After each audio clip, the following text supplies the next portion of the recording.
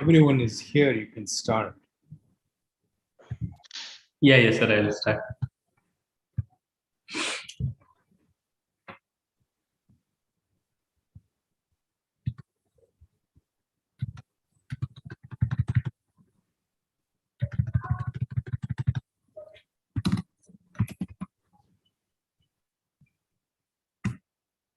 So you'll be recording as well? Have you started Yeah, I recording? think I have recorded. I don't know why you didn't say. Yeah, I didn't say that, sir. Yeah, I mean, I usually do it. I don't know why you didn't. Should you stop and start? So it showed me that like it is recording. Oh, okay, then it's great. Yeah. So, but still, you can check. Yeah, no, it's okay then.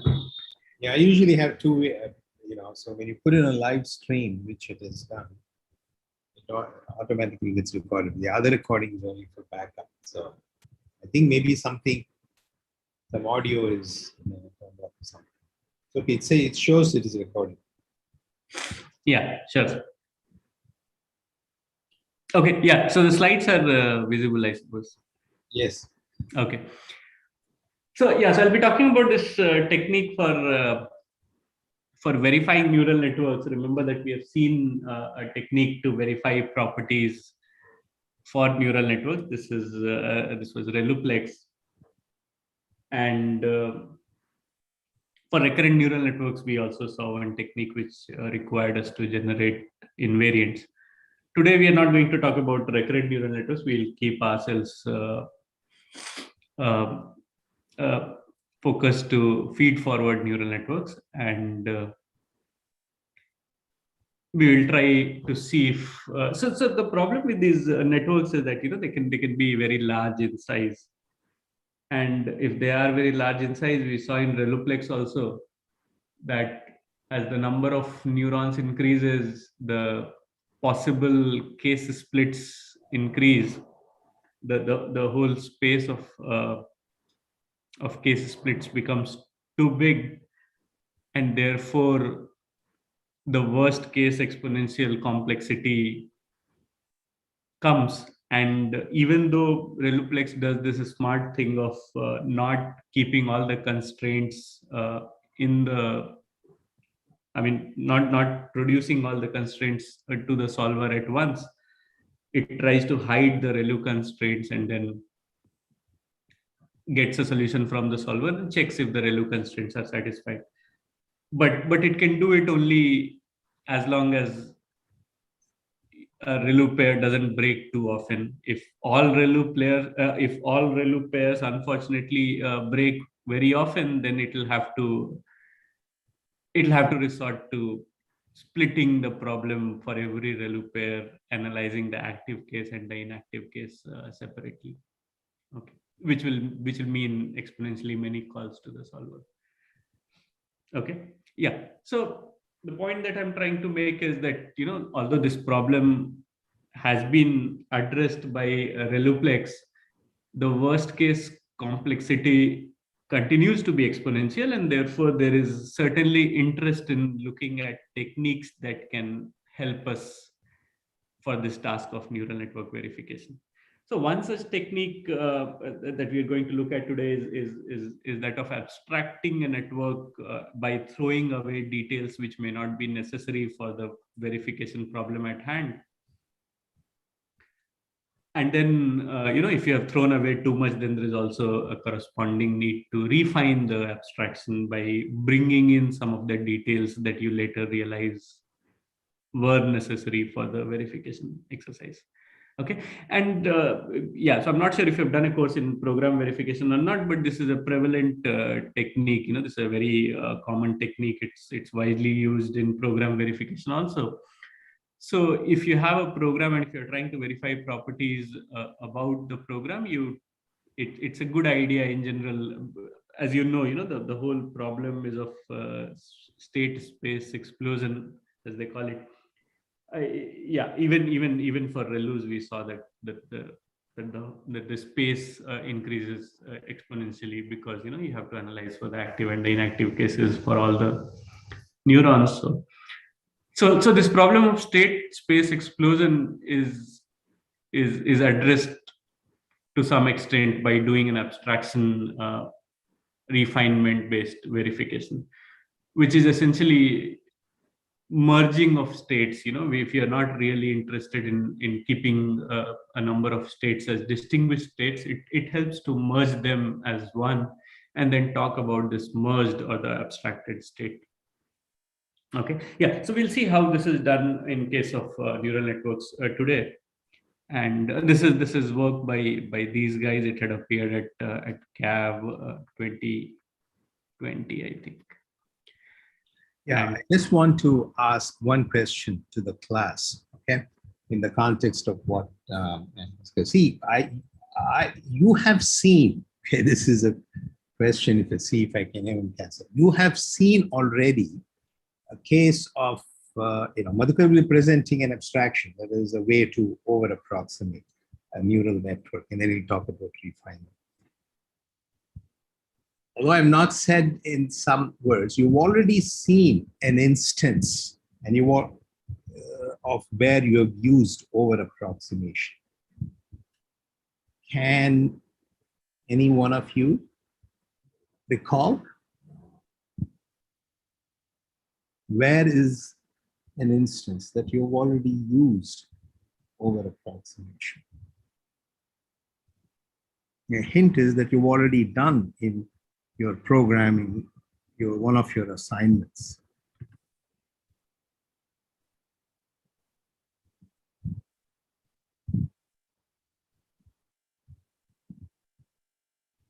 Have you heard the term over approximation that I've used earlier?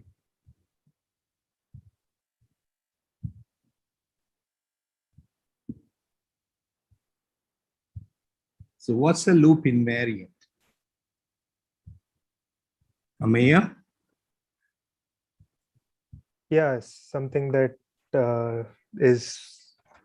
doesn't change after you execute it once, and So it's that stored is the one base way to condition. view. Yeah. But it is actually an over approximation of the loop behavior. Okay, so that's how I defined a loop invariant. It over approximates. If you look at all the states that a loop invariant satisfies, it's an over approximation of the states. By state, I mean the values of the variables being modified by the loop can take in any iteration of the loop. Okay? So yes, loop invariant is something that is preserved every iteration of the loop. But if you look, you can also look at it as an over approximation of, that is an abstraction of your loop, in the sense that it characterizes, it includes all the states that the variables can take during any iteration of the loop. Okay, that's what it denotes. Okay, and therefore, when you replace the loop with a loop invariant, you're using this concept of over approximation. Then different loop invariants can be, the strength can be different. Okay, in your assignment, you already, I'm assuming we haven't evaluated an assignment, asked for different loop invariants that hold. They are actually, one can be stronger than the other. Okay, that it means it can be more precise. And you will see that that is an analogy for the refinement that we'll talk about. Okay, the Madhukar. So you've already been exposed, and that's the way, so as you will see this, you will see the connection to the over approximation analogy, okay, that with respect to loop at a certain level. And that is something that we should think about, okay? Go ahead. Yeah. So one thing is that, like, when we throw out some details, we are under approximating, right? Yeah, under approximation is another concept, yes, which means that it only includes the, not over approximation includes all the behaviors of a particular, of the artifact, like a program thing, and something more, whereas an under approximation includes fewer behaviors. And then we also saw an instance of that when we unwound the loop only a few times, okay? Fewer times than what it would use. And that is also useful, okay, in doing it. I mean, in using it for debugging, I mean, exploring bugs and so on. And we can combine both these techniques, and that will we get. So, I mean, sorry for the digression, but I thought that this was. Yeah. So this is certainly related, and So a couple of things. First of all, so the loop invariant that you had seen is an over approximation, right? So if you remember, there was this in the RNN also we had seen a loop invariant of the form V21 memory was less than equal to 3 times t minus 1, and this was all the states that were reachable for this for the loop, which has this memory thing. And if you remember the example, so this kind of it tells you, it gives you a superset of all the a set which is bigger than all the reachable states. The reachable states were only some 4 or 5 for the 5 time units. But in general, this is an expression that gives you everything that's reachable, and it gives you some more states. So in that sense, it's an over approximation. And this is true for all loop invariants. All loop invariants give you all the states that are reachable at the loop head. And it also gives you some states, that may not be reachable. But that's the idea behind an over approximation or an abstraction. And I think what Hers pointed out, of course, when you throw away some details, you can, it's not clear that, what you have. Do you have an over approximation or an under approximation? So the one that we will be looking at today is where we throw away some details, but we kind of more than make up for what we throw away. So it's like saying that, if y is equal to 2 and y is equal to y plus 1 is happening in the code, and I'll say that, look, I don't care about, this thing that's happening, and I don't care about these values, but I'll simply say that, y is equal to star, as in y can take any value. So it is true that you're throwing away some details, but you're kind of more than making up for what you're throwing away. So in that sense, you still preserve all the behaviors that the code could have taken. And in that sense, it is an over approximation. So therefore, we'll not be worried about under approximation. At least, today we'll not worry about under approximations. We'll throw away some behaviors, but we'll kind of more than make up for what we throw away. So we look at abstractions, which are always over approximations. Okay. So this, as a peek into the future after this thing. So there is, if you look, Digantha will talk about a technique for neural network verification in which he combines the use of over approximation and under approximation, okay, later on. So I'm just giving a peek into your future. Okay.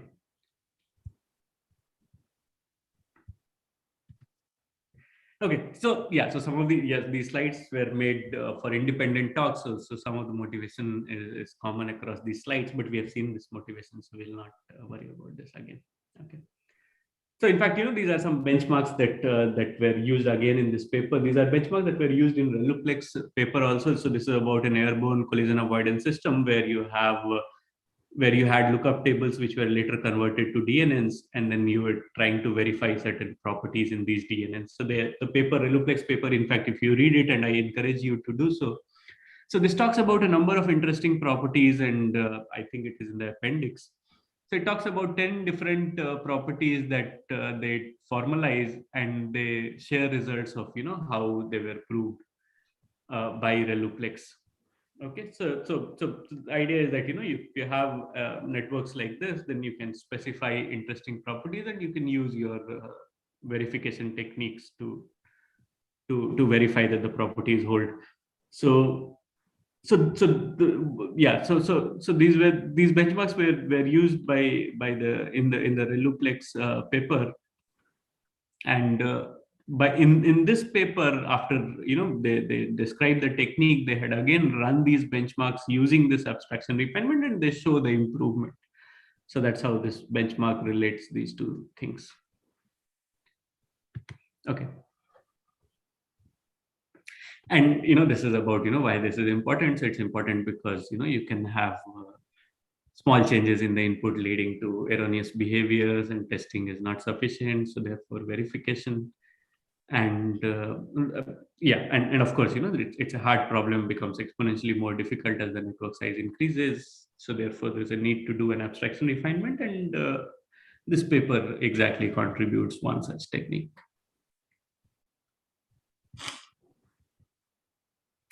Yeah, so in fact this is what I was telling you earlier also, that this story of abstraction refinement, it's a well-known story. That people have been doing this in formal verification. So here is the general idea. So the idea is to replace the deep neural network that you have by a smaller or an abstract network. Okay, and put smaller in quotes, because by smaller I really mean that easier to analyze, whatever ways it can be easier to analyze. Okay, so you replace it by a smaller network, and by construction, this is smaller network, which I have denoted by n bar here. So by construction, it is such that if n bar meets the specification, then n also meets the original network also meets the specification. So this is something that we have to ensure when we are constructing this smaller network, or when we are constructing the abstraction. Okay. So now what happens? So of course, if n bar meets this specification, then n also meets the specification, and we are done. But if n bar fails to meet the specification, then there is a problem. Okay, because we don't know what can we conclude if n bar fails to meet the specification, because by construction we have only ensured that if the specification holds in n bar, then it holds in n. We have not ensured anything about the other side. Okay. So if the specification fails, which means that if the property does not hold, then naturally you will get a counterexample demonstrating that the property is not holding. So basically you will get an input such that when you run that input on the network, you will get an output which does not satisfy the property. Okay. Now what can happen is, because this n bar is an abstraction, it doesn't capture all the details precisely. This counterexample may not be a real counterexample. Okay, so it may not be real. Okay. Of course, if it is real, then once again we are done. If we get a real counterexample, then we know that the property does not hold on the original network, and then we are done. But this may not be real. So in the case that it is not real, we need a better abstraction on which we can try and prove this property. Okay, which is this process of getting a better abstraction is by refinement. And what we attempt to do in the refinement process is that we make the abstraction a bit more accurate, and therefore a bit more larger. And a popular way of doing this refinement is by using this counterexample, which turned out to be not real. So this not real counterexample can, or this spurious counterexample can be used to guide this refinement. What extra has to be added can be suggested, or this spurious counterexample can give some hints as to what must be added to do this refinement. Okay, so this technique of using this counterexample to guide the refinement is popularly called as CEGAR, or counterexample guided abstraction refinement. And I think this was proposed about 21 years back, and it's a very useful technique, and it's been very popular in this field of abstraction refinement. Okay, so this is the general idea, and this has nothing to do with DNNs. This is an idea that holds in general about program verification, or when you're verifying any model. Okay, this is something that can be done. You can throw away things which are irrelevant and construct an abstract system or an abstract machine, and then you can do this process of counterexample guided abstraction refinement to either get a real counterexample or to prove that the property holds. Okay. Okay, so this is once again some background on neural networks, which we don't need at this stage. But since this is here, so we'll be looking at networks which are of this kind. So there are hidden layers with ReLU activation function, and there is an input layer, there's an output layer, and the arrows go only in the forward direction. Okay. Here I just go to your previous slide. I just wanted to make one observation. So Yeah, it's good that you have brought lots of things. So the thing is, see, the abstraction includes more behaviors. Okay, but remember that Madhukar said it's a smaller. Okay, yeah. I mean, when you look at it in terms of the behaviors, it includes more behaviors. Okay, but it is still smaller in the sense that in some size measure, okay, it is smaller than the original system. So it makes verification, hopefully, the verification, complexity verification, less complex, okay, in terms of complexity. So there is this dichotomy. Just because you're constructing an approximate, an abstract thing, that although it includes more behavior, it can still be smaller in a differences in terms of maybe size of the formula and things like that. Okay, and that's why it makes it, yeah. So don't get. I mean, I just wanted to point out it is a smaller model, okay, in terms of description, but it may include more behaviors, okay, and that, you should, so in that sense, see, it is larger. The larger here, it means that in terms of the size that of the actual model, okay, that you'll have to use, but it will be more accurate in the sense that it includes more and fewer behaviors. Okay, so that it's just, I just wanted to draw the contrast between smaller, just because it has more behavior, it could still be smaller in a different sense, which will make the verification easier. Okay. Yeah, certainly. I didn't get the part. How would you construct this He will smaller show that. network? Yeah, so this is just the outline of the story. I'll tell you the story also. Yeah. Okay. Yeah, Madhukar will exactly show you how you construct. Okay, to take the loop example, you're throwing away all the details of the body of the loop, and then you're just replacing it with one predicate. Okay. Okay, right. So that single predicate, in terms of the formula, it is smaller than if you used all the entire transition system or the SSA for the entire body of the loop. Right. In that sense, okay. I mean, I'm just contrasting with the for loops. Yeah. Okay, so this is not a real network, but a kind of a pretend network, like. Well, you could, I mean, you will show that it can't. Yeah. It can't. It is not a pretend network. It is a real network. Okay. No, I mean the smaller network. Yes. Okay. Yeah. So it's like, throwing away some details to get a smaller specification, or to get a smaller description of the network. It's like saying that there are 5 people with age 62, 63, 65, 67, 70, and in one sentence you can say that there are 5 senior citizens. So in that sense, you're throwing away some details to tell in a fewer words. You're trying to describe the whole thing in fewer words, which can make things easier to analyze. Okay, so and we'll see how all of this. See, this abstraction method is used all over the place. It's not just in programming. You have a pendulum. I mean, you could model a pendulum. It's dynamic in a very detailed fashion, and then in a more abstract fashion, just as a sinusoidal wave, okay? Or a hardware.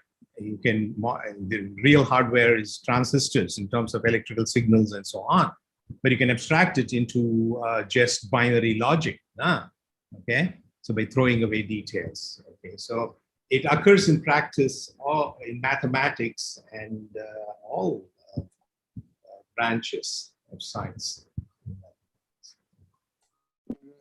Yeah. Okay. Okay, and then yeah, so once again, this is an example that we have seen. This is a toy network, and we have seen how, or maybe this is slightly different, but doesn't matter. We know how to reason about these networks, and in fact, we have even seen how to verify simple properties about such networks. You can specify them in the language of an SMT solver like Z3, and then you can pass the entire thing to Z3. Or now that you know ReluPlex, you can use ReluPlex and verify properties about these networks. Okay.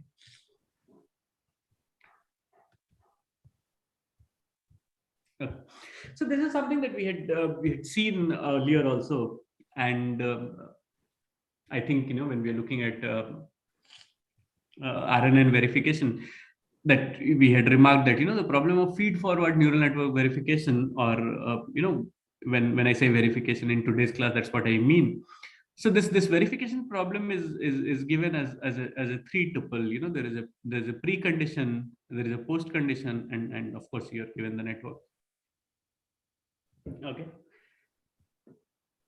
And the question that we are, that we can ask questions like, is there an input X that satisfies the precondition, and the corresponding output by giving this input X to the network Y, it satisfies the post condition. So you can ask such questions. Is there an input which satisfies the precondition, such that the output satisfies the post condition, where the output is computed by the network. Okay. So this is given as a three tuple. The verification question in general is given as P, Q, and N, where P is the precondition, Q is the post condition, and is the network. Q is typically the post condition is the negation of the property. So you want to check whether it's possible to reach the negation of the property, or it's possible to reach a violation of the property. Okay. Now, of course, this paper makes some assumptions, for these things, for P, Q, and N. Okay, so let's look at these assumptions, and then we'll see what they entail. Okay, so the network has an assumption that it will only have ReLU activation functions, and that we have seen earlier. It also has this restriction that will be a single output node. We'll not talk about networks with multiple outputs. So the output layer will only have one neuron. Okay, so this is one assumption that we'll be working with. Later we'll see what this assumption means, why this is important, how we can get rid of this assumption, what will it mean when we get rid of this assumption, and so on. So we'll worry about all that later. Okay, but for now we'll assume that this has the neurons only have ReLU as the activation function. There is a single output node. Okay. On input, the condition is that we should have a conjunction of linear constraints on input values. Okay, so it should be a conjunction of linear constraints, and this is the only precondition that's allowed, that your precondition will be a conjunction of. So it can be of the form that X is less than equal to 5. LP constraint, so you can't have arbitrary propositional combinations. Correct. Yeah. And not disjunctions. Okay, and the post condition is constrained to be of this form, that Y is greater than C. We are only going to worry about post conditions of this form. Y is the output neuron. There can only be a single output neuron. So Y is the only output neuron, and the constraint can only be of this kind, that Y has to be bigger than C. Okay, for some given constant C.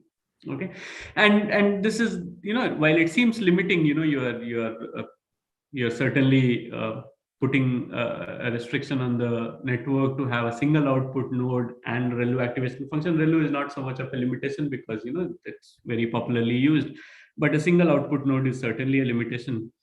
Conjunction of linear constraints, once again, is not very strict a limitation, but this thing only be of this form, the post condition can only be of this form, is once again it can seem limiting, but we'll see how this is not very limiting.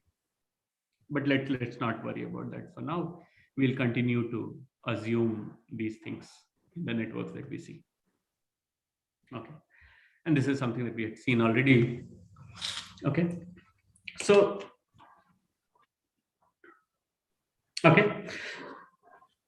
So what is the idea? So in this abstraction that we are looking at, or in this abstraction that these guys have proposed, they want to transform the neural network. So this was the original neural network that was available. They want to transform this neural network into n bar, such that for every input x, the value that n bar computes is bigger than or equal to the value that n computes. Remember that there is only one output neuron, so there is only one value of the output. Okay, so their idea is to transform n into n bar such that no matter what input you give, if you had given the same input to the original network and to this abstracted network, the value computed by the abstracted network will be bigger than or equal to the value computed by the original network. Okay, this is something that that we'll try to ensure. Okay, I've not stated how this is done. Okay, but this is the idea. We'll try to construct an n bar such that this holds. Okay, now assume that this holds. Then if this network, remember that our post conditions are only of the form y greater than c. Okay, which of the post condition is the negation of the property. Okay, so the property is y less than equal to c. Okay, now if the abstraction is safe, which means that the property holds, okay, then we know that the n bar of x, which is y, that this is less than equal to c. Now if this is less than equal to c, then n of x must be less than equal to c, because that n bar is always bigger than or equal to n. The value computed by the abstract network is always bigger than or equal to value computed by the original network. Now, if the bigger value itself, if this is the bigger value, if the bigger value itself is less than or equal to c, then we know that any smaller value will certainly be less than or equal to c. Okay, so which means that if we are able to do this, then if we prove that the abstraction is safe, then we know that the original network is also safe. Okay, so this is something that we have if we are able to do this. Okay, so let's try and now do this. Okay, so a couple of other comments. So how will this abstraction refinement work? So when we are doing this abstraction refinement, we'll try to merge neurons. Remember that we had seen that there are many neurons, these input neurons, and there's hidden layers and so on. So we'll try to merge neurons to do the abstraction. Okay, so we'll try to merge neurons so that these two neurons become one single merged neuron, and we'll see how it helps us do the abstraction. So the abstraction will be done by merging of neurons, and the refinement will be done by unmerging of these neurons or splitting back whatever has been merged. Okay, but this is not something that we can do right away. Okay, yeah, just give me 1 second. I need to connect the charger.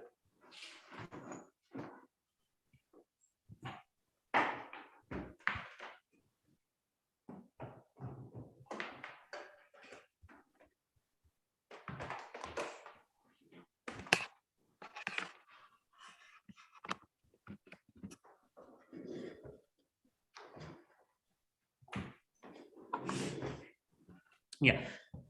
Okay, so this is what we will try to do. Our aim is to construct a network for which every input computes a bigger value at the output than the original network. So this is what we aim to do, and the thing that will help us do it is merging and splitting of neurons, merging for abstraction and splitting back to do the refinement.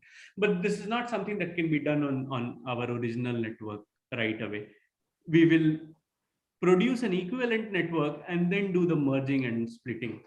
Okay, so let's see how this equivalent network is produced, and then we'll also understand why this was needed. Okay, so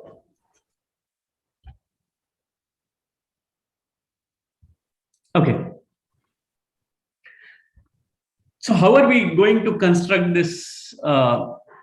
So our aim is to go from this original network N to to n prime and to n double prime, such that all these networks are equivalent. We are not doing any abstraction at this point.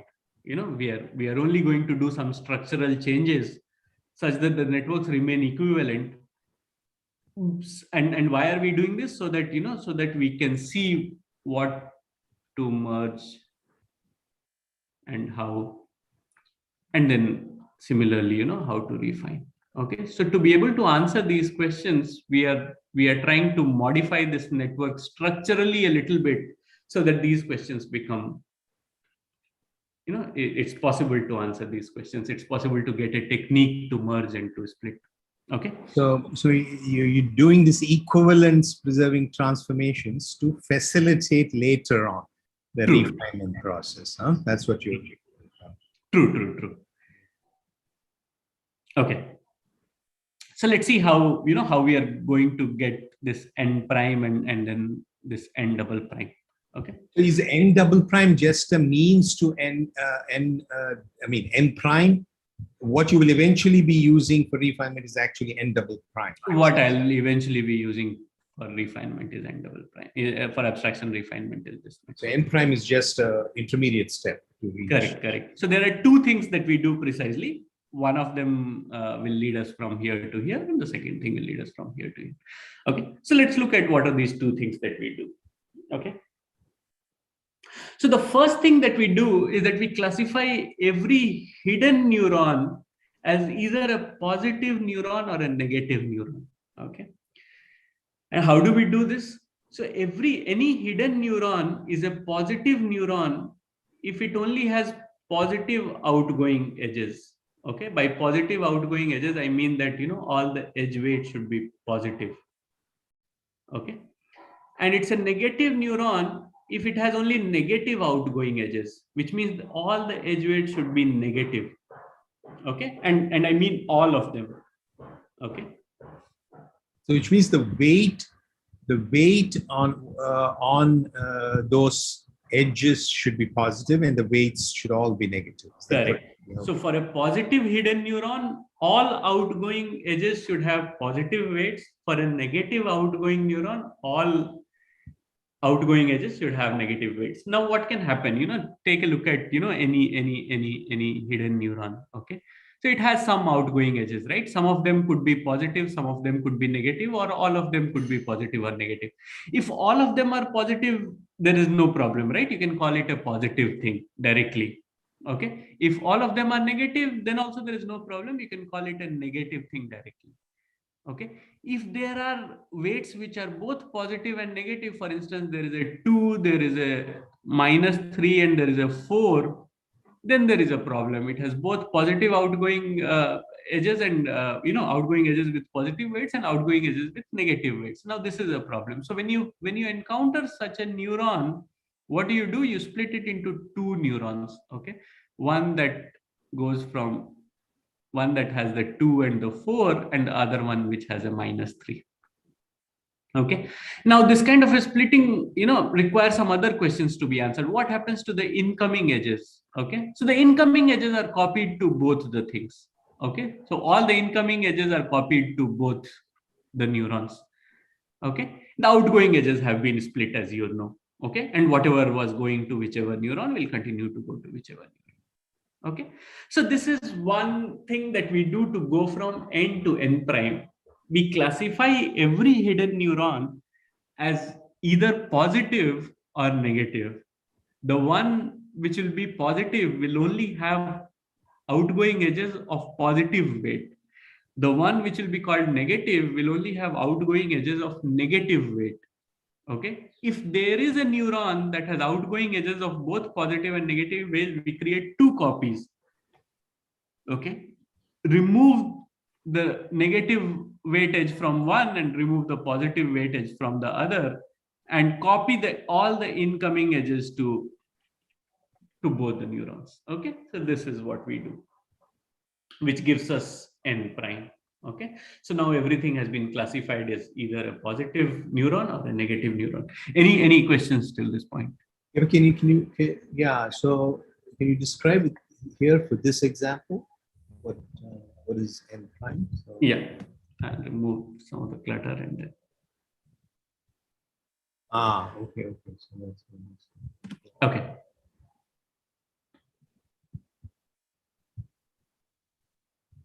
so what? Yeah, V11 has been split here. So if you notice, this neuron has 3 outgoing edges. There's an outgoing edge of weight 2, there's an outgoing edge of weight 1, and there's an outgoing edge of weight -3. This -3 here. Okay, so this neuron has 3 outgoing edges. Now what we do is we split it into 2 neurons, V11 plus, which has an outgoing edge of 2 and 1, and there's a V11 minus. I don't know if this is too small for you to see It's this. visible. Okay, so this one has an outgoing edge of weight -3. Okay, so this one has 2 and 1, and this has -3. So you split V11 into 2, V11 plus and V11 minus. Okay, all the incoming edges come to all these things. Okay, so this had an incoming edge from this 1 and -2, which continues to go to 1 and -2, and the same is copied here also. There is a 1 and there's a -2. Okay, there's a 1 here and there's a -2 here. Okay, so the incoming edges are copied, the outgoing edges are split into positive and negative. Okay, so this is this exercise which gives us n prime. Any questions till this point? No, sir. Okay, so now we want to go from n prime to n double prime, and for this we do another classification. So we classify every neuron as an increment neuron or a decrement neuron. Okay, so what do we mean by an increment or a decrement neuron? Okay, so intuitively, an increment neuron is something whose value, if you increase its value, the neuron value increases, then the output also increases. So if there is such a neuron whose value increases, which means that the output also increases, then it's called an increment neuron. No, you mean the input to the neuron increases and the output also increases? No, not the input, the value computed at the neuron. So every neuron. But that is the output, no? That is the output. I mean that's the output of the neuron. I mean, you can call it the output of the neuron or the value of the neuron. Yeah.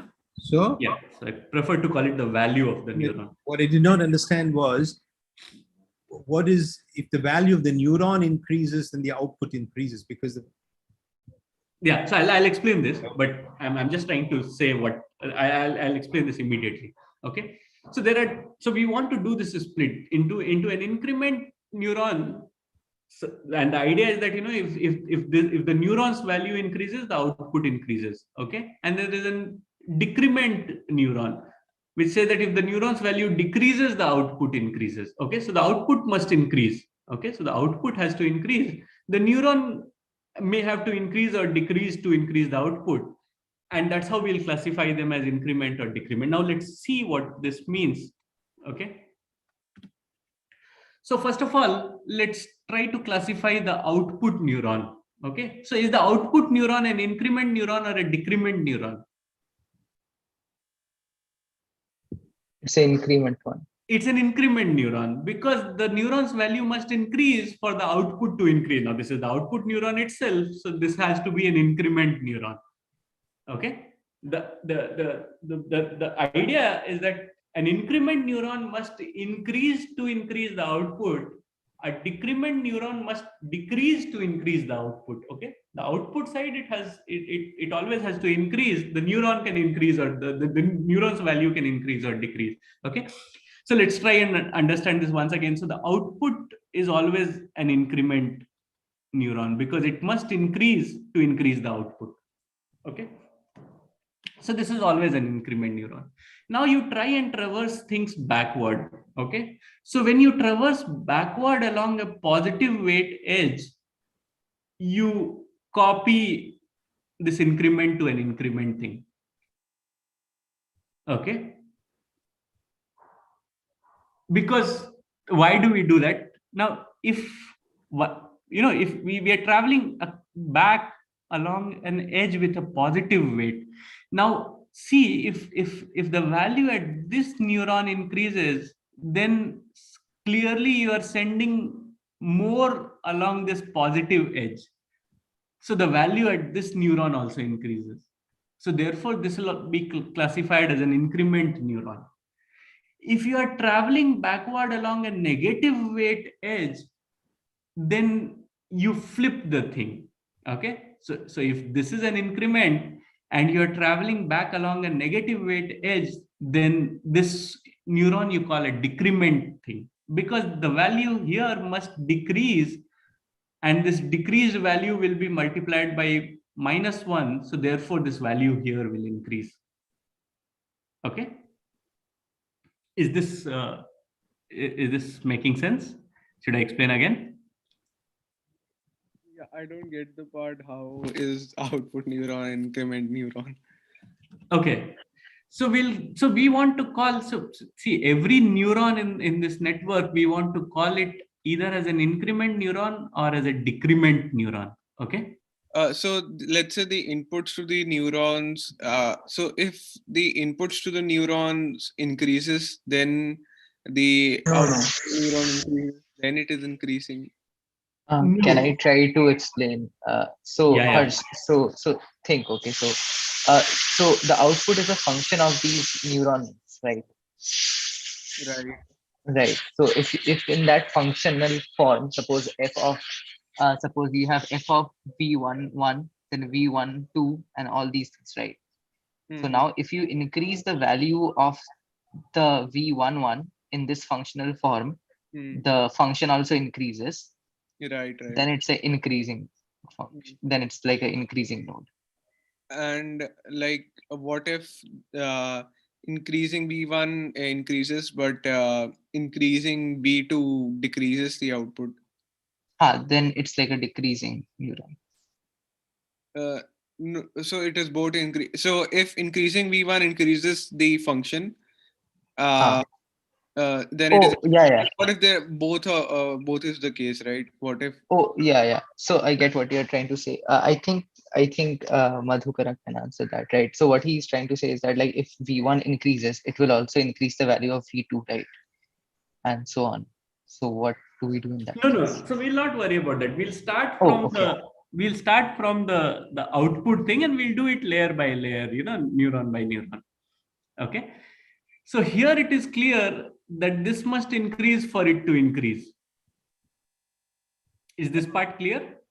So you are treating like, you're treating the output neuron as increasing. The output neuron I'm treating as increasing because the output neuron must increase for the output to increase. Okay. So the confusion, Madhukar, is see what exactly is the value of a neuron is what is not clear. Okay, so the value of a neuron. When you say, is it just the output? Suppose. Okay, so I'll tell you. So output neuron is different from the output. I think that is what. So no. So the value of a neuron is ReLU applied on. So in fact, the value of okay, let me see. So the value of V21 plus is whatever appears at before this edge. The value of a neuron is I mean, you can compute the value of every neuron, right? That is the output produced by that node. Correct. You compute the weighted sum and then you apply the activation function. Yeah. So now. So it's the activated value. Yeah, but if it is, so but why is this considered as an increment? Because. Yeah, correct. No. So yeah. So at least so this part is clear now. What do we mean by the value of a neuron? Yeah, output of the node is the value of the neuron. Output of the node is the. Which can be positive or negative. Output of the node, yeah, it can be anything. We are not worried about. It can be positive or negative. Okay. Correct. It can be. Yeah. Given that, what does it mean to say that it is an increment? Correct. Okay. So I'll go back to to this Yeah, so to this abstraction. So remember that we wanted to transform the neural network such that the transformed network computes a bigger output for every input than the original network, right? This was our original motivation. Correct? Yes. Okay, so now let's see how we can achieve this. So this is just a means to achieve this. Okay, so we are just trying to see how the value of this neuron affects the value here. Will the value here increase if I increase the value here, or will the value here increase if I decrease the value here? This is the question that I want to ask. Okay, for every neuron, I want to ask this question, that should I increase the value for the value here to increase, or should I decrease this value for the value here to increase? Okay, this is the question that I want to ask. Is this question clear? Yes, it is clear. Okay, now I'm claiming that we can find this out by starting from the output neuron and moving backward. Okay, so let's see. Okay, so yeah, so the output neuron itself, should the value here increase for the value here to increase? Yes. And this is a redundant question. It doesn't make sense. It is somewhat vacuously true or something like that. Correct. Okay, so we know that this is an increment neuron. The output neuron is always an increment neuron. Correct. Okay, now let's talk about this neuron. Okay, and I have two questions to ask.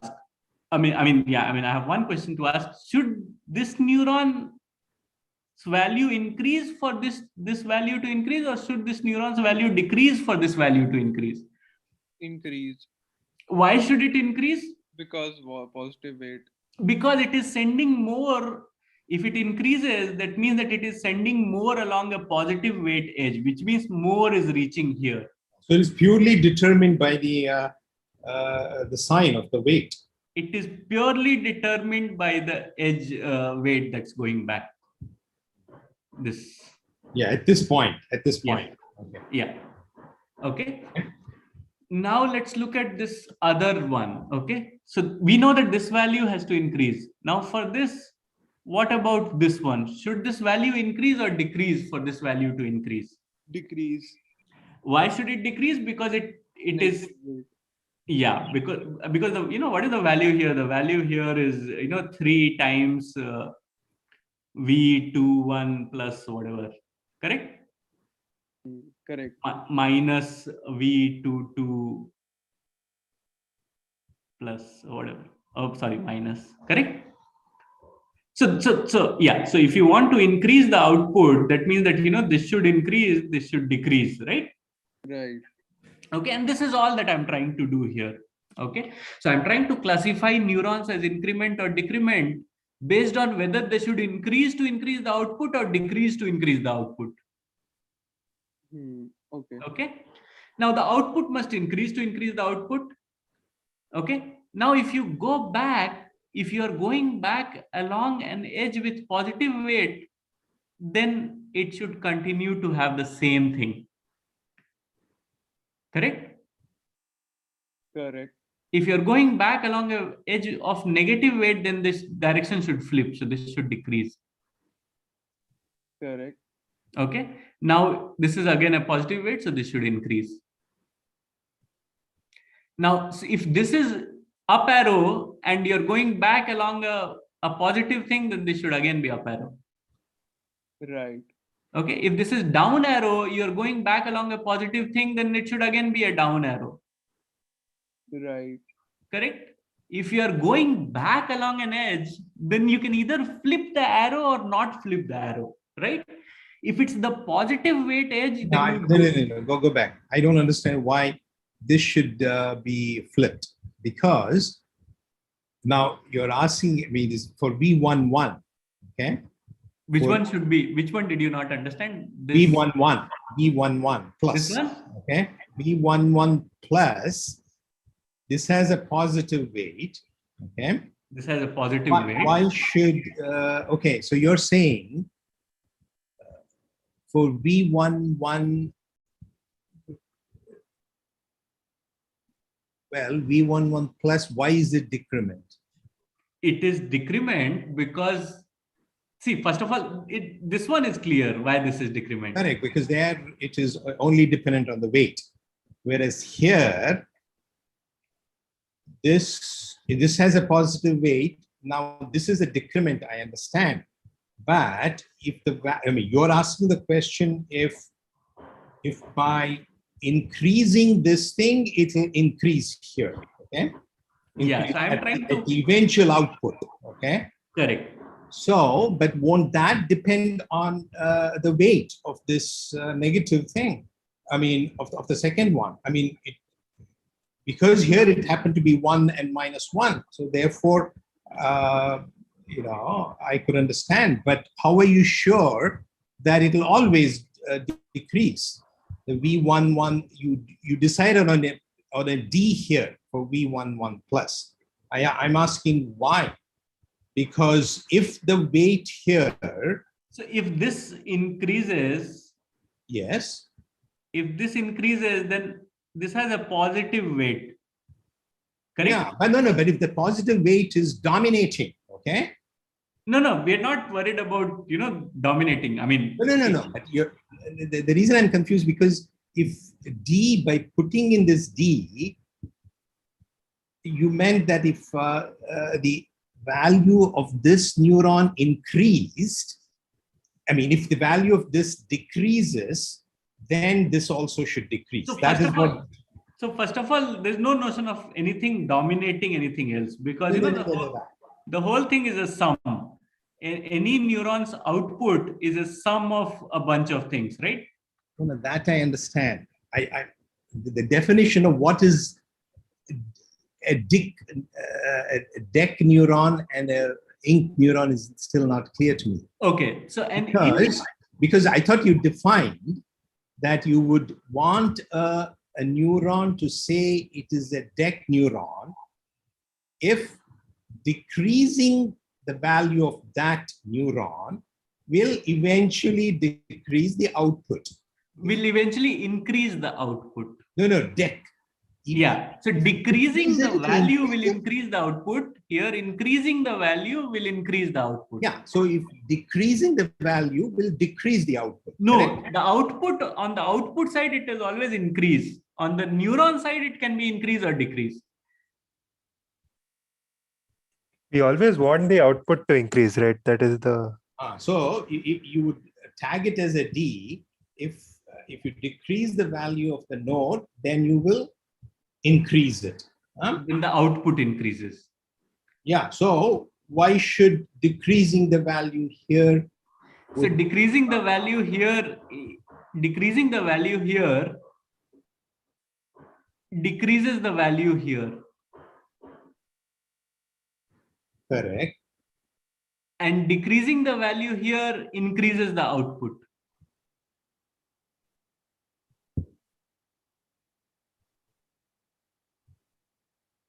Oh, because it's a summation. Okay, I got it. Yeah. Okay. So we can argue by, in this way that, this one and then this one, but since we are doing a layer by layer thing, we don't need to go all the way up to the output layer. We can... Yeah. Once you know the tag. Correct. Once I know the tag here, then I can identify the tag here without having to go all the way here. Okay, that's it. I got it. Okay, the rest of... Okay, yeah. The other guys, you have to ask the questions too. Yeah, I'll go through it again. I'm sorry, this can be a little confusing. And okay, so let's start. We want to increase the value here. Okay, so to increase the value here, this value should increase. So therefore, this is called an increment thing. Now, if you are traversing back along an edge of positive weight, you keep the sign. Okay, by keeping the sign, I mean, if this is increment, you call it increment. If you're traversing along a negative weight edge, you flip the sign. Okay, so if this is increment, this is called a decrement. And the same holds all the way. If from here, if you're traversing along an edge of positive weight, you keep the sign. Okay, if you're traversing along a negative weight thing, then so for instance, this was green, you were traversing back along a negative thing,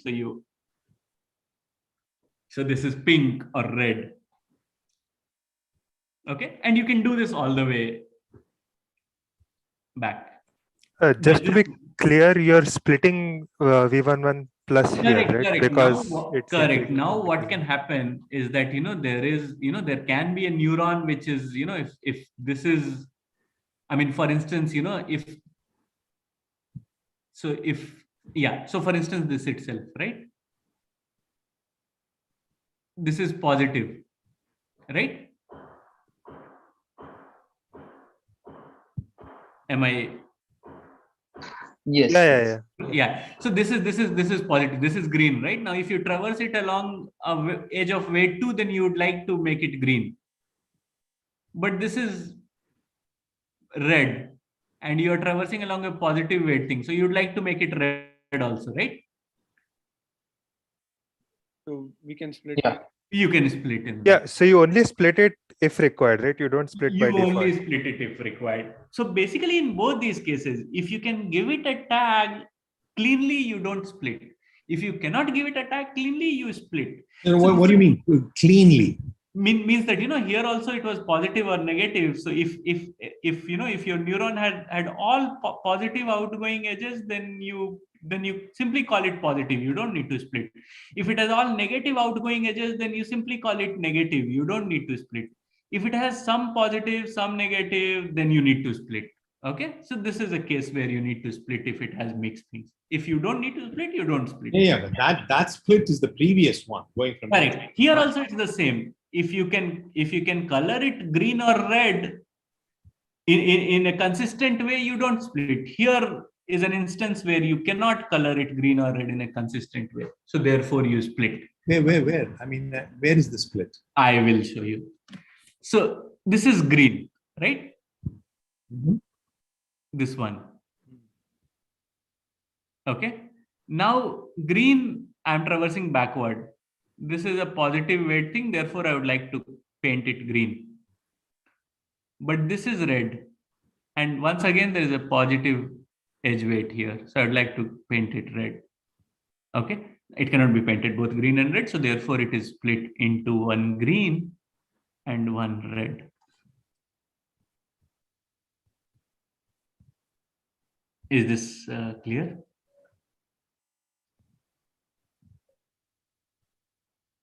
Yeah. Clear to me. Yeah. Okay. So once again, this was increment. We traverse along an edge of positive weight. So therefore, this was increment. Now, and here, since this was increment and we traverse along an edge of negative weight, this was decrement. So now we have V22 minus, which is a decrement, and the plus and minus come from the positive and negative classification, by the way. Okay, so we have V22 minus, which is a decrement, V21 plus, which is an increment. And now if you consider this neuron, it's getting a positive weight edge from an increment thing and a positive weight edge from a decrement thing. Okay, now since the edge weights are both positive, the classification will continue to be propagated. Okay, so now this one will try to propagate an increment classification here. This one will try to propagate a decrement classification here. And since the classification cannot be both increment and decrement, we are talking about these neurons and this one. Okay, so this one will try to call it increment. This one will try to call it decrement. And it cannot be both increment and decrement. Therefore, you create two copies. So this neuron was V11 plus. Now you have a V11 plus increment and a V11 plus decrement. And notice that you had this edge weights 2 and 1 going to an increment and a decrement thing. So now you have split this thing. Your edge weight 2 goes only from increment to increment, and you have this other edge weight which goes from decrement to decrement. Okay, so you have split the things and split the outgoing edges. The incoming edges are copied. Any questions? Just to be clear, the Yes. weight V1 plus to V22 minus decrement neuron, if you change that to -1, then you don't have to split it, right? You just You call don't have the to split it. Yes. V1 So plus what? increasing and Correct. So what Amay is saying is that, if this was -1, then you didn't have to split, because this one will try to call it increment, and this one will again try to call it increment, because it's traversing along a negative weightage. So if both of them are trying to call it increment, then you don't need to split. This is not required. But since so if there is any so basically if there is any conflict in naming, then you split and you do the naming, or you do the Yeah, classification. the overall goal still remains. Okay, so The overall goal still remains yeah, the same. You want to increase obviously there is an ambiguity here. So here, the reason for the split is, in some cases, increasing might increase. In some cases, it can decrease, and that's why you split it, so that increasing always increases, decreasing always increases. Okay. So Otherwise, Yeah. I mean, the reason you have to split this V11 plus into green and red is because you can't be sure, okay? But increasing here will always increase the output, the eventual output. Yeah. That's why you split. Yeah. so let me just get this algorithm again. Like first, we label it neurons as positive and negative. If True. they are all positive outgoing edges, it is positive. If all negative, then negative. Otherwise, we split it into positive and negative. True. Exactly.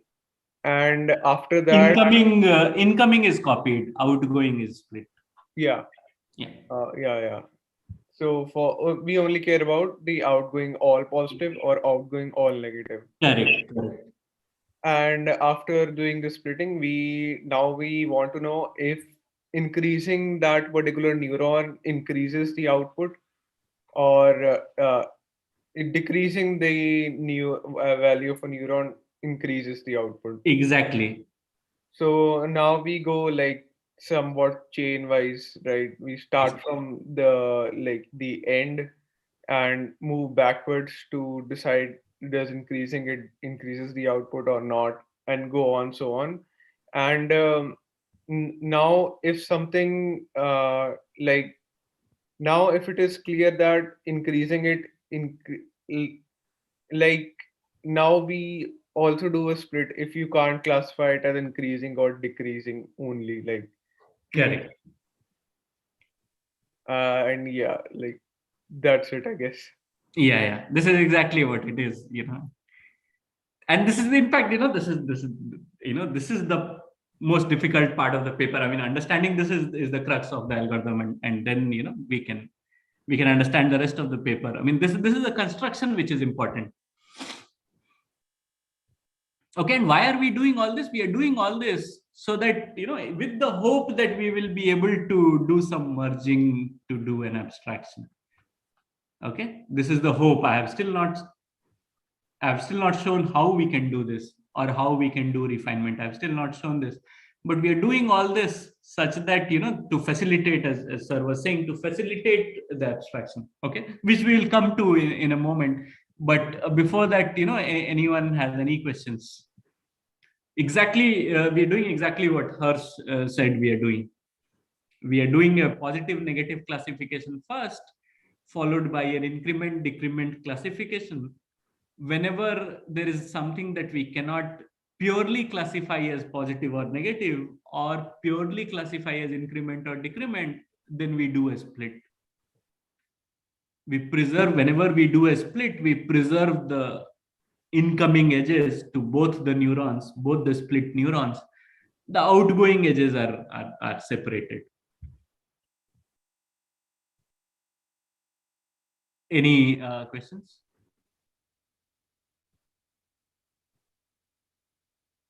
No questions.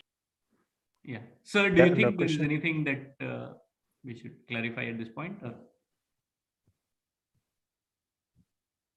So once again, okay, in real syntactic terms, describe when you will split. Okay, so for example, here I'm looking at green here. Okay, the second one. This one? Yes. Okay. Okay. Now, so this has out. Okay, so this it's determined to be green. Okay. Okay. So you look at how will you determine whether to split B11 plus or not, purely in syntactic terms. Okay. So here you have by looking at just the edges, you can determine. No. So By basically, looking at, okay, one edge is going to a green, one edge is growing correct. outgoing edge is going to a red. Okay. Yeah. Then split. Correct. So if there is any neuron that has outgoing edges of the same polarity going to neurons of increment as well as decrement, then there is a need to split. Then split. So for example, here, the reason that you don't need to, oh, sorry, what happened? Yeah, no, I'm sorry. Yeah. So here, okay, that's why B11 plus was split. Now B11 minus is not being split. It's not split because it has Yes. only one edge, one It has outgoing only edge. one edge, okay? But it has minus here negative, and here it is positive. So therefore, it gets Outgoing is positive, and therefore you flip it. I mean, you give it a green. I mean, you give it a pink because it is decreasing, or you give it a decreasing. Okay, Yeah. you give that a D, but you also V1 minus have a is pink. D. Okay, see, there is a D tag as well as a pink and orange. What is that? So D tag, decrement and increment. I and D tag is there, but there is also green and pink. Yeah, so why do you need two kinds of? Yeah, why do no. you- huh? Yeah, so the color is only to for visual this thing. So green means I, pink means D. They're equivalent. Huh? Correct. Green and green is the same thing as increment. Pink is the same thing as decrement. Okay. And once again, B1, yeah. So here there is only all of them are same thing. Yeah. So by looking at the classification, the I and D classification of the previous edge, and just by looking at the weights, you can determine whether you need to split. Correct. Okay. Okay. Yeah. So once again, if any questions till this point? No questions, but like, let me guess, for the merge operations, do we merge like positive ones together or something like that? Yeah. We merge the ones with the same classification. So it has to agree on positive, negative. It also has to agree on increment, decrement. Yeah. So positive increment is merged with positive increment, negative decrement which merge with negative decrement, negative increment with negative increment. So basically, you merge two if they agree on both the classifications. Oh, okay. So like, how small does this, like, how small can you make this using this trick? I mean, You like, can make it- on practical networks, like, how small can they get? So you can make it as small. So yeah, so we'll come to that, but you can. So every neuron will either be a positive increment or a positive decrement, or a negative increment or a negative decrement, right? Right. And between these you cannot merge. But any two of the same kind you can merge. Okay. No, so my question was like, on practical networks, how good? So I'll show you some experiments. Yeah, but I think it depends on a theoretical answer is how many, depending upon the weight distributions, etc. If it turns out that in every layer nothing is mergeable, then you're out of luck. Okay. The hope is that maybe there will be more. Okay. Of the same kind of tag, then you can merge as many as you want or as few as you want. Right. I guess it depends on the weights, okay? How exactly the negative, positive of the outgoing edges and so on, okay? and also on if how many nodes have all their outgoing edges of the same kind. So you can be out of luck if the distribution is such that there's no possibility of merging anything. So you will never be out of luck. See, the point is that every neuron becomes one of these four. Okay, so you can merge any two of them which have the same class. So in the worst Yeah, case, I understand. But what if in a particular layer, every other thing, I don't know. I mean, yeah, so there can be four. So there must be some. Yeah, so max neurons in every layer will be 4, right? maximum neurons in every layer, and you merge in the same layer. You never merge across layers. Yeah. So you merge in the same layer. So the maximum number is there are 4 colors. Okay, so you are like merging in the same thing, same layer, not Yeah, we are merging in the same layer. We never merge across layers. So 2 neurons can be merged if and only if they are in the same. I mean, only if they are in the same layer and if they agree on. So what's the catch? Like this looks like it could. I'll come to. I think we are going ahead. So I'll come to all these questions and all these answers and why this is important. But we should I mean this is what these questions, the answers to these questions comprise the remaining part of the lecture. So let's go there one by one. So okay, so now we all understand this kind of the classification that happens and the merging and splitting that's happening here, right? Now, one thing that we should understand is that, by doing this classification or by doing this splitting, we have not changed the behavior of the network in any way, right? I mean, the network with, with all the neurons split continues to behave in exactly the same way as the original network. It's just that, this looks more, this has more neurons because, some of these neurons have been split and these outgoing edges have been distributed over the split neurons. So therefore, it looks bigger maybe, but it has essentially the same behavior. I have not thrown away any edge weight, or I have not really increased or decreased the value of any neuron, right? I mean, I have not done any change apart from these structural changes, which are totally behavior preserving till this point. Do we agree? Yes. Yeah. Okay, great. So this is one thing which was important to understand, that these are all equivalent. There is nothing. Certainly, these transformations will increase the size. Okay, there's no doubt. Correct. Okay. Yeah. And in the worst case, every neuron, every original neuron will be split across. It gets split four ways. Okay. Yeah. Correct. So once you may split it for positive, Worst negative. case, every hidden node, hidden neuron can get split 4 ways. Okay. So you can have 4 times the number of neurons in the increased thing, but this is the size increases, but the behavior is exactly the same. It's exactly the same behavior. If if you can see, it's all mathematical computation. So there are the same edges, the same weights. So exactly the same function. Okay, just that the number of neurons have increased. Okay, so now let's.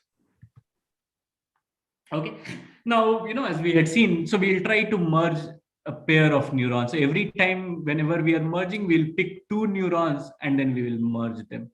Okay, and this thing can be done multiple times. So you pick these 2 and you merge them, and then you pick these 2 and you merge them. Now you can pick the 2 merged ones and you can merge them, or you can pick a merged one with a single one and you can merge these 2. So every merged neuron will be treated as a neuron of the same color as the original neurons. Okay, but I mean, I'm using the word color loosely here, but what I mean is that if it has the positive increment thing, then both of them have to be positive increment, and the merged neuron will also be called as positive increment.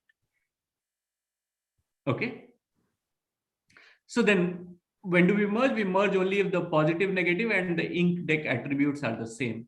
Okay. So in the same layer, not across layer. In the same layer, it's only done in the same layer. That's not mentioned. Yeah, sorry. Okay. Now there are two things which are important, and I think this is the last thing which is important to understand. The rest is just observations based on this. So when you are merging two positive increment neurons, then see what happens. See, you suppose you're trying to merge these neurons. Now there are incoming, from a neuron, there could be incoming here and there could be an incoming here. Okay, now once they are merged into one, there cannot be two incoming edges between this one and the merged one, right? So you have to decide what to do with these two. Okay, so these two have to be decided. Something has to be done about these two. So they suggest that if you have chosen positive increment or negative increment neurons to merge, basically if you have chosen increment neurons to merge, then you take the bigger one, then you preserve the bigger one of the incoming. Okay, you take max of incoming. Bigger one is in terms of the weight. Okay, you take the max of incoming, and the outgoing, if these were going to this, then you just take if this is W1, this is W2, then you just take outgoing as W1 plus W2. Okay, so you take the maximum here and the sum here. Okay, if you are merging positive increment to two positive increment things or two negative increment things. If, however, if you are merging decrement neurons, then you take the minimum of the incoming. Okay, and this is also not very difficult to understand. So first of all, let's understand the sum of the outgoing part. Okay, so the sum of the outgoing part is very straightforward. It is the same in both the cases, right? It's the same in both the cases because some value is being computed here and some value is being computed here. Now at this neuron, what is coming is this value into W1 plus this value into W2, correct? So this, if V1 and V2 are being merged, then there is V1 into W1 plus V2 into W2. Okay, so if if V1 and V2 are, so let's say if V1 and V2 have the same value, then it will become V1 plus V1 or the into W1 plus W2, correct? So basically you want to say that how much ever this guy was sending across to this neuron and how much ever this guy was sending across to this neuron, I will try to send, first of all, I will get sorry, I think this is confusing. I'll remove some clutter and then okay. So what are we saying? We are saying that if we take two increment neurons, then we will take the maximum of the incoming and we'll sum the outgoing. If we take two decrement neurons, then we'll take the minimum of the incoming and sum of the outgoing. Why are we doing this? I was trying to explain. So the sum of the outgoing thing is straightforward because you want to, if you are merging these two, then you want to, if this guy was sending something here and this guy was sending something here, you want to continue to send roughly the same weight here to this neuron. Okay, so to have the sum of the outgoing edges it makes sense. Okay, now here, because we can only preserve one, it's not clear which one to preserve of the incoming. Now they say that in the increment thing, send more. Okay, so you send maximum of incoming. So this was sending across a 3, this was sending across a 4. Then it says that, oh, don't worry about 3, send across a 4 here also. Okay, send more because these are increment neurons. It's okay to send more here because this will only increase the output. Okay, if these were decrement neurons, if you're merging two decrement neurons, if this was a 3, this was a 4, they say, oh, forget this 4, send 3 here. Okay, by doing this 4 to 3, what is happening is that you're sending now lesser here. Okay, we have reduced this weight, okay, from 4 to 3, so you're sending lesser here. By sending lesser here, you're once again going to increase the output. Okay, So how are you doing this merge? You are taking two things which agree on the classification. If it has to be a positive ink, then both of them have to be a positive ink. It's a negative ink, then both of them have to be a negative ink, or a positive decrement or a negative decrement, right? For increment merges, you take the maximum one of the incoming. Okay. For decrement merges, you take the minimum one of the incoming. Okay.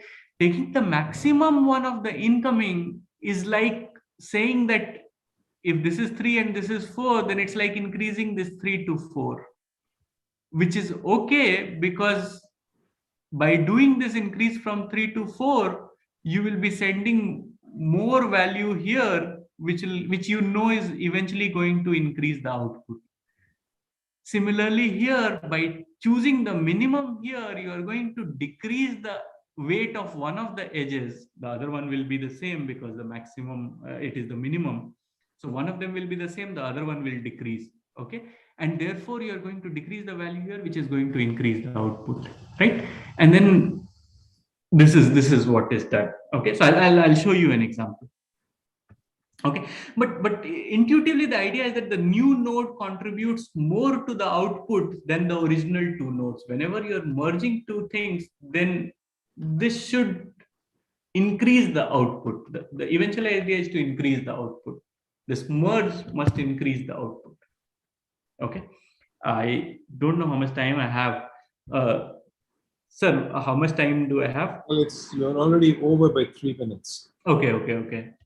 So So maybe 5 minutes at most. yeah, so I'll just give an example of this one and then I'll stop. Okay. So suppose you've taken this. So one point is, this is where the over approximation is coming in this merge of nodes. Okay. Correct. And this is exactly the point where you are losing behavior, where you are over approximating, right? So consider these two neurons. No, you're adding behaviors. Sorry, you're losing precision and you're adding behaviors. Yeah, so yes. Yeah. Okay. So consider these two things that are being merged. Okay.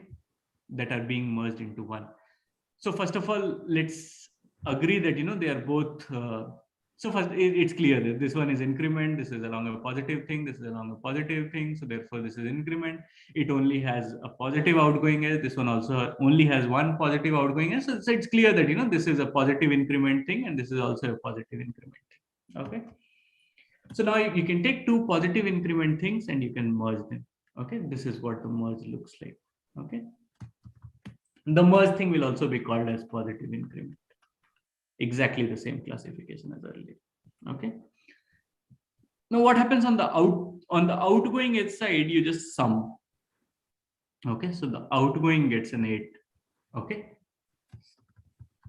Okay, so the outgoing gets an 8, and there's no surprise there. What happens to the incoming? So this one was getting a 1 from x1, and this one was getting a 4 from x1. Okay.